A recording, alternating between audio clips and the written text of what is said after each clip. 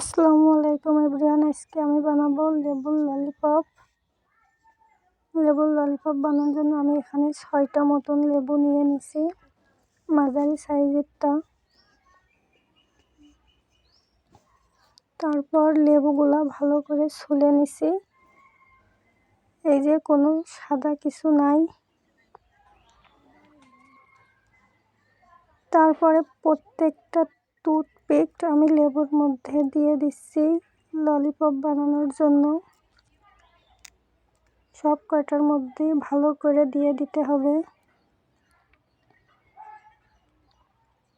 এই যে আমার প্রায় দিয়া কমপ্লিট হয়ে গিয়েছে।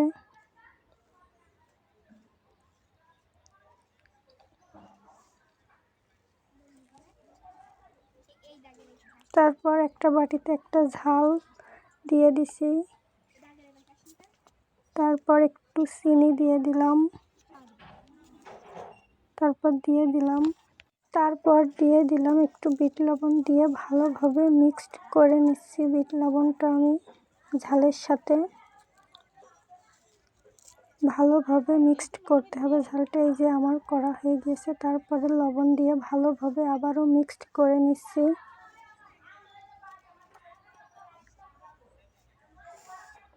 তারপরে এক একটা ললিপপ আমি ঝালের ভিতরে মিক্সডের ভিতরে দিয়ে দিচ্ছি, দিয়ে ভালোভাবে এপাশ ওপাশ করে লাগিয়ে নিচ্ছি।